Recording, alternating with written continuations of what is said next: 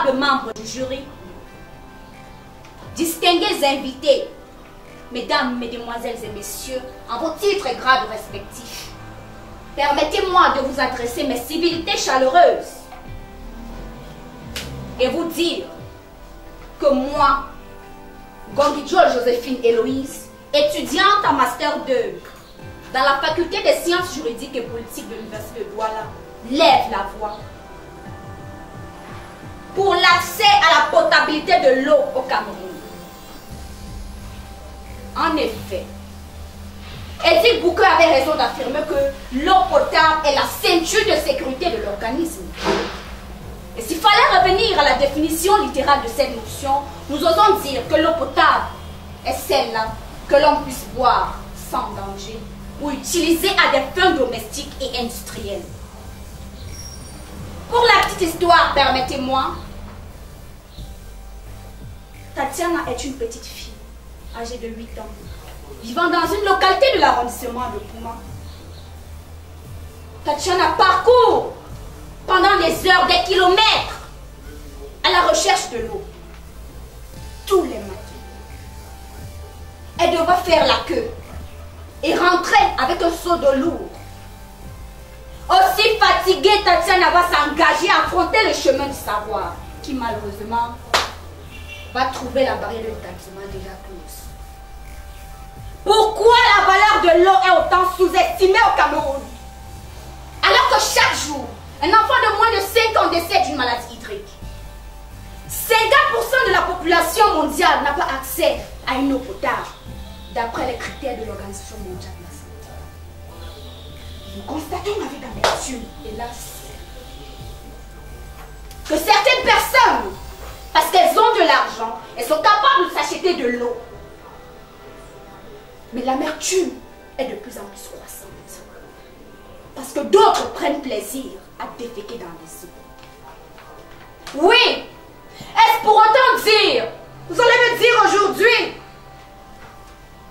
que ces personnes qui n'ont pas des moyens, les personnes de la basse classe sociale, ne vont que se contenter des eaux contaminées par les matières fécales?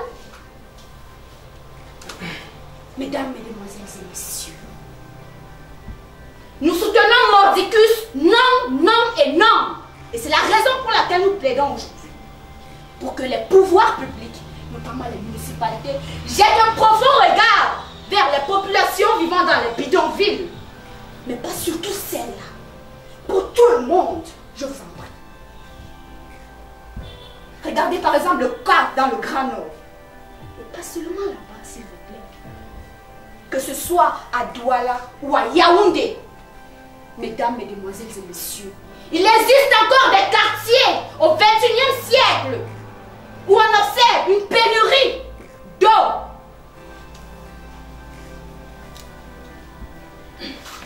Que l'État camerounais se souvienne de tous ces enfants qui ont été violemment agressés, qui ont été sexuellement abusés parce qu'étant à la recherche de l'eau pour les familles.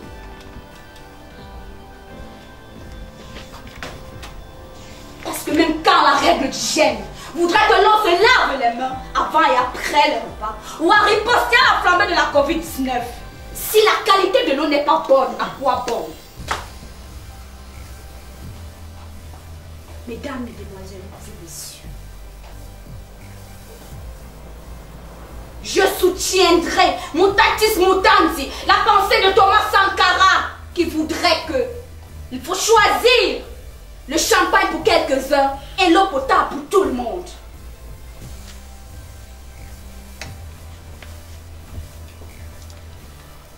J'ai envie d'aller m'asseoir. Mais non, j'ai un espoir.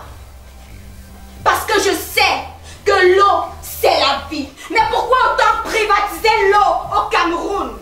Alors que moi, j'ai droit à la santé, j'ai droit à la vie. Oh.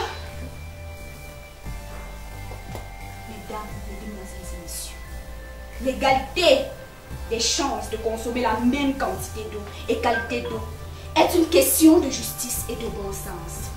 Et pour y parvenir, s'il vous plaît, lèvons-nous tous pour qu'ensemble, nous faisions de l'eau une priorité politique et financière dans l'agenda national. Je vous en remercie.